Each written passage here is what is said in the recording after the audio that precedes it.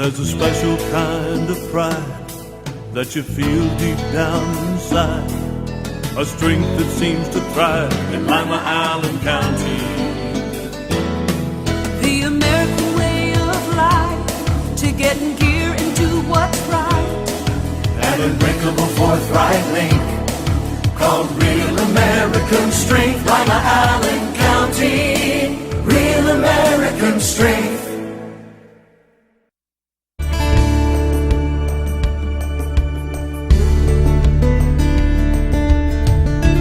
Keeping you up to date with what's happening in your community. Community Focus on GTV2. Thanks for joining us today on Community Focus. I'm Anne Decker, and Saul Allen is in the studio today. He is with Lima Streets Department, and we're going to talk about storm cleanup, because we had that big storm roll through here not too long ago. Correct. What happens in an event like that when you get a lot of trees down, limbs down? Well, as far as street departments, our main goal is to make the streets and sidewalks safe, meaning walkable, drivable. That's pretty much our first mission. What we usually do is sort of almost treat it like a snowstorm, and really what I try to tell my guys, make sure we can get the streets open so we can get people driving through. If we have areas where we have wires down, we try to barricade those areas off. We'll make calls to the power company. A lot of times, residents have already made some of those calls, but a lot of times we also try to follow up with calls of our own. A lot of times we also get, we have street light wires that may come down and things of that situation, so we may have our electrician out as well, taking care of those issues.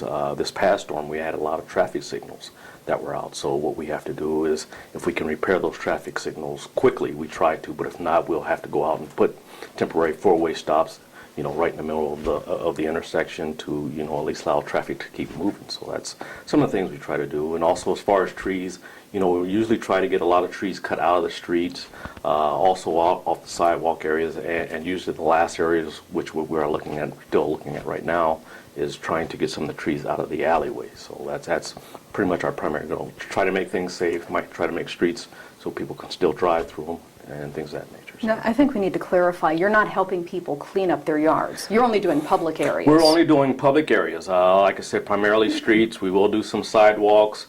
Like I said, right now we'll do alleys. The park department, they'll get into some of the parks and just trying to make some of the public areas themselves safe. So, do you have any safety advice for people when they do have trees and wires down? What do you do? Who do you call? Biggest thing we try to do is when we have wires down, when there are wires, we try to keep everyone away. Period. We don't want anyone to decide, well, that's hot, that's not. We get a lot of people, well, we know that fuse is blown on that wire.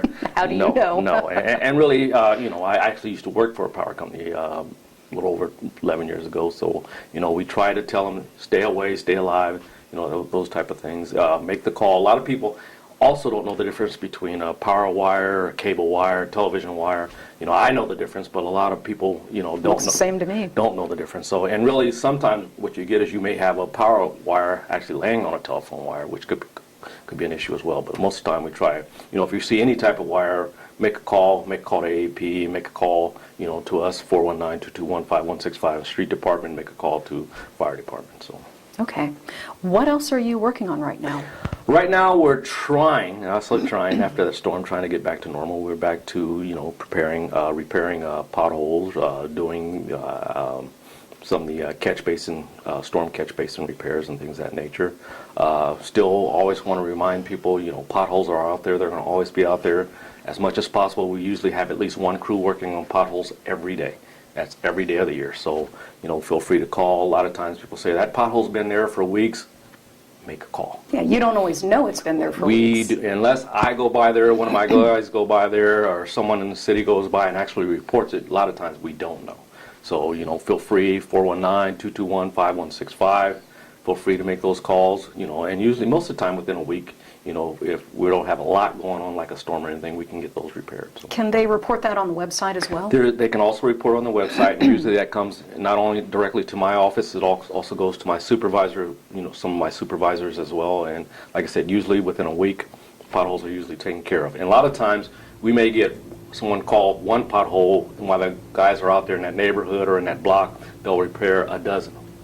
Just because they were out in the area, they saw them, and they take care of them. So. Great. Well, we appreciate you coming in today, and really, thanks for getting the city cleaned up. We appreciate it. Thank you for having me. Saul Allen from Lima Streets Department. When we come back, we're going to tell you what's going on at Square Fair this year, right after this on GTV2. A message from the Allen County Chiefs Association. With the recent rise in juvenile crime, all Allen County police agencies are stepping up our efforts to reduce this with the enforcement of curfew laws. This affects anyone under the age of 18. Local laws may vary in age and time requirements among the villages, townships, and cities in the county, so please help us in our efforts by becoming familiar with the curfew law. Please check the websites on your screen for specific curfew information. Together we can make Lima Allen County a safer place in which to live and work. Let's all do our part to keep the Ottawa River clean and healthy. Prevent or clean up oil and fluid leaks from your vehicle that could wash into the river. Your actions matter. Lima City Council has recently amended the city's vicious dog ordinance to deal with potential problems concerning dangerous dogs in the public. The ordinance is comprehensive. However, here are some key elements that all dog owners and their neighbors should be aware of. Any dog that is considered a breed of pit bull is considered a vicious dog regardless of its temperament. A vicious dog is any dog that attacks, bites, or causes injury to a person or domestic animal with or without provocation. Not under control of the owner and secure with a muzzle and a leash of 6 feet or less in length, all vicious dogs must be confined when outside in a pen with a secured top and bottom, or with the sides of the pen embedded at least 1 foot deep into the ground. If you're a dog owner and have concerns about any dogs in your neighborhood, visit limapolicedepartment.com to find out more about the city's vicious dog ordinance. The fine for non-compliance is $150 per citation, and ignorance of the law is not a defense. If there's an emergency situation, call local law enforcement for immediate assistance. Reduce, recycle, reuse. Allied Waste Services in the City of Lima encourage you to live green by recycling all that you can. Recycling promotes green living by reducing the amount of waste materials buried in landfills. This saves money, natural resources, and energy. Keep our environment healthy and start recycling today. Allied Waste Services is committed to a clean environment. Contact us today for your recycling needs. Visit our website, republicservicesohio.com, to learn more about recycling today. We're back on Community Focus. I'm Anne Decker, and Dennis Baker is in the studio with us today. He is one of the organizers of Square Fair, and party is coming up August 2nd and 3rd, right in the heart of downtown Lima. Yeah, about 9 days from now. Can't wait. What do you have lined up for us? Well, we have the Toast of the City on Thursday, and Diane Peterson-Rogers and Sherry Krause are heading that up this year. They do a great job. You know, 2 old veterans from Square Fair. Mm-hmm. I think they're having some of the symphony playing. I forget what they call the name of the band, but it's some kind of a few pieces of the orchestra playing for the Toast. And then we get to graze around all of Lima's different restaurants? Yeah, we've got quite a few of those lined up. Well, we start off Friday at 12 o'clock noon on Friday with the arts and crafts and food vendors. And I think we have 15 food vendors this year. Great. Which is always kind of fun to go down and see what difference there are. The children's activities, the new addition this year is Imagination Station. Which is what? It's they're from Toledo. It's kind of like the COSI from Columbus. Hands-on for the kids to be able to, kiosks to play. Science experiment kind of stuff? Yeah, science activities. Fun. Yeah, kind of looking forward to that. Some new demonstrating artists that Alan has brought in. Alan Diorio is our chairman this year for the arts and crafts. And then we have entertainment as well? Yeah, then Friday night we start off with R.B. Stone doing a duo trio kind of thing, and then we go into Jack Willoughby and the Lima Daredevils, and who knows what that's all about. I guess we'll have to show up and find out.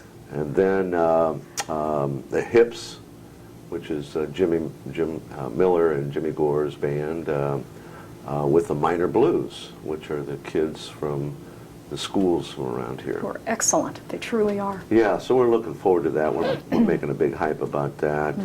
Then we end the night with Rusty Wright Blues Band. And we've been working with him. We've created an intro which is going to be kind of unique. We've never done it before at Square Fair. So that's going to be kind of different. And Rusty's been working with us on that quite a bit. Then Saturday, we go into 12 o'clock noon with the car parade, car show. Cars will be, after the parade, they will go down on South Main Street and park for a while so people can look at the cars. And the parade is, what's the route for it? They will actually leave the health department parking lot, come around the corner onto Market Street, then go behind the square. This year we will have the honor guard.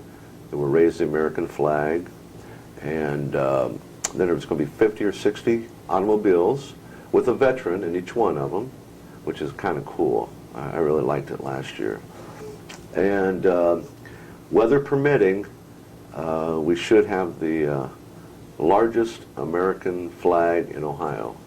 No kidding. Flown, yeah. Well, how are you going to fly something that big? Well, we haven't figured it out. We figured go You talk don't have to, much time left. Well, we think we're going to go to Dave Berger and have him fly it off of the city building. Hold it up? Or? But the city building wasn't big enough, so we're looking for a crane to fly it. We'll be in the street. The cars and the veterans will pass underneath the flag. Oh, cool. It's, I do believe it's 24 wide by 60 feet long. Incredible. Yeah. That's going to be quite a sight. Yeah, we'd like to have hung it off of Michael Connor's building, but we couldn't figure out how to get it up there. So then that's Saturday morning at 12 o'clock noon, and then we have all the activities that we had Friday as far as the arts and crafts and the children's activity and the food booths. Then we start the entertainment at 6 o'clock with R.B. Stone again with a band that he has from Nashville. And then we go into Norman Nardini, who is an old friend of ours from Pittsburgh, the wildest Italian I've ever met. Then we go into Brownsville Station to head the evening off with fireworks after the show. Well, it sounds like you've got a great weekend planned. Yeah, it's a lot of work. Admission, or is it free? No, it's all free. Totally free. Yeah. Just come on down and enjoy yourself. Yeah. For the Toast to the City, I know you really prefer people make reservations ahead of time. Yeah. But if they just wander in, can they get in that night? Yeah, I do believe so.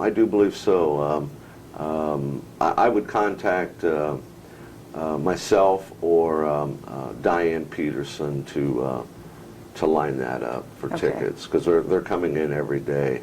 I stop at the post office, and there's always tickets in there. And there is an admission for the Toast to the City, which is how you pay for Square Yeah, Fair. I think it's $60 a ticket or $600 a table of 8, I believe, is what it is. And it's a great deal. It's a wonderful event for anybody who hasn't attended. Yeah, it's kind of neat. A lot of people like it. They do. Yeah. Anything else we need to know about Square Fair this year? Well, this is after last year. Hopefully, this is going to be an uplifting year compared to last drier. year. Yeah, last year devastated. We lost a lot of things, tents and so forth. It really hurt us financially too. So hopefully, this is going to be a good year. And if people want more information, you have a fairly complete website with schedules and details. Yeah, that's, you can just go into squarefair.net.org, or you could go to Kanita Productions, which we have a lot of YouTube videos up there that we've been adding the last several years. And right now we're over 300,000 hits. Incredible. For around the world from people viewing our websites, YouTubes. I don't know if I told you or not, but we captured 38 Special, and they, at their website, had Sturgis up there, the concert at Sturgis, and they took that down and put ours up instead. No kidding. Yeah, that was pretty neat. You guys did a great job on it. Yeah, well, that was because they had a good sound man. And we're looking forward to another great year this year, August 2nd and 3rd, right in the middle of downtown Lima. Yes. Dennis, we appreciate you coming in today. Thank you, Ann. You're welcome. Dennis Baker from Square